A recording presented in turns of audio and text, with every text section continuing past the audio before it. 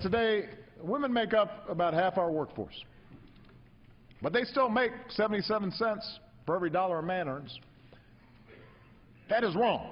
And in 2014, it's an embarrassment. Women deserve equal pay for equal work. Women are an important part of the workforce, and if they are paid equally to men, the entire corporate America would benefit greatly. The benefits for the employers is to gain greater access to to different markets that they wouldn't ordinarily have access to.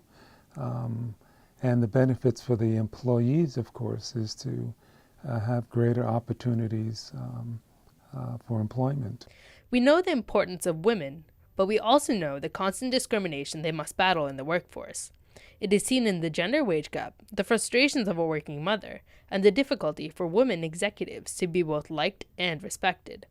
Surprisingly, all these inequalities come from the same root of stereotypes, biases, and assumptions. Corporate of America of today that we know, it's all very based on wars. The women going to the factories during World War II to help out. We weren't thinking of income. So that whole mentality is very different. We live in a post-World War II world where the classic gender roles are still expected of us. During World War II, men had to be aggressive, ambitious, and forceful if they wanted to be good soldiers and survive the battlefield. At the same time, women had to be caring, compassionate, and compliant to care for the welfare of these soldiers. Though World War II has passed, these expectations have not disappeared, but solidified to become social norms, also known as stereotypes.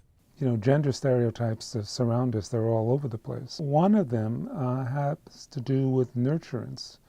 If we think of female academicians, for example, they often get saddled with being advisors for a lot of female and minority students under the assumption that they have greater levels, high levels of empathy and caring for students. These expectations of women to be lenient and not forceful people affect how and if they negotiate. Just like getting a resume, just like having an interview, just like being nice and thoughtful and proactive in the interview, if you don't negotiate, you didn't do the whole process. You will not get the price of the job if you do not negotiate. It has been seen that 57% of men negotiate their first paycheck, while only 7% of women do the same. This creates a salary gap between them from the beginning of their professional lives that continues through the salary history section of their resumes.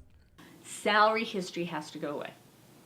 That ability for people to dismiss you because of your salary is enormous, because every single one of us as a woman, de facto, is making less than the guy. The gender wage gap is an issue with many roots and therefore many opportunities for change.